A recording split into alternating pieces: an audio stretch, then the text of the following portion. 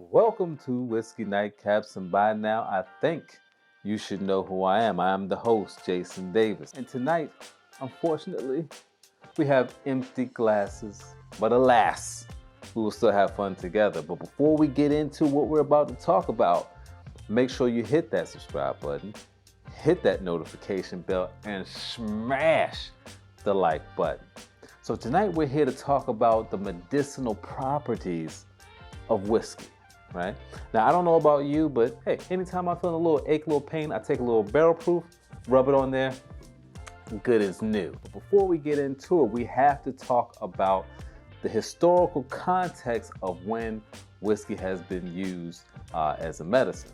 I believe the first example is in the 17th century and later in a concoction called laudanum, which is liquid opium.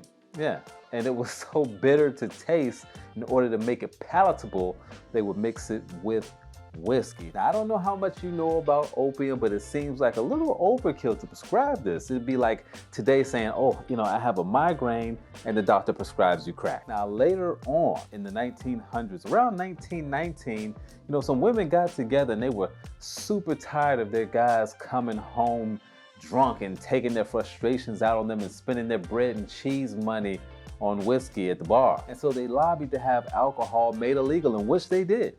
And so in 1920, the government enacted the Volstead Act, or the Prohibition Act, which made the distillation, consumption, distribution of alcohol illegal. And that's when you start to saw figures like the mobsters come into play. This is also when the term moonshine came into play, because as we've seen in recent times or recent days, when people feel morally justified, they will break the law. And so people would, on one hand, distill liquor by the light of the moon, hence the name moonshine. Now, there were about 6 distilleries that survived Prohibition. Most of the other ones had to shut down along with the bars. But how did they survive Prohibition? They were given licenses to sell medicinal whiskey. I guess that would be akin to today the weed cards that people get. So we have Glenmore, Schlaney, and P.H. Stitzel, which later became Weller Stitzel, and all 3 of those became Diageo, Frankfurt, Brown-Forman, which to this day is still Brown-Forman and operated by the Brown-Forman family. And then the last one, American Medicinal Spirits, which, as far as I know, was not an actual distillery, but they bought some of the whiskey that was left in reserves after whiskey was made illegal. So you would tell the doc, hey doc, got a toothache. He writes you a prescription. You go down to your local pharmacy and you get a pint of whiskey. However, you could only get 1 bottle, I believe, every 3 weeks or so, which just wouldn't work for me. Now, eventually this was taken away because people said, hey, maybe whiskey is not a real medicine, but I don't know, because when I have a cold or when you have a cold, what do we make? A hot toddy, right?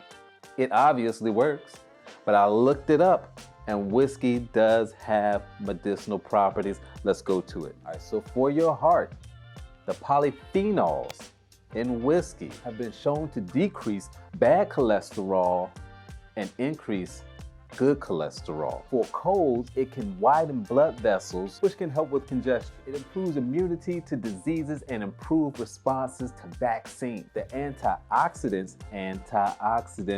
help with brain chemistry. Now, of course, none of this matters if you are getting slam drunk every day, okay? You're causing health problems, not improving your health conditions. But if you drink in moderation, some of that water of life, it could extend your life. See how deep I just came? All right, so thank you guys. Rocking out on another episode. I know we missed Monday, but man, I had a lot of things going on.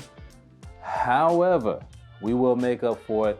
Got plenty of reviews coming along the way. I have shipments of whiskey coming tomorrow. I'm like a kid waiting for Santa Claus. I'll see you guys on the next go round.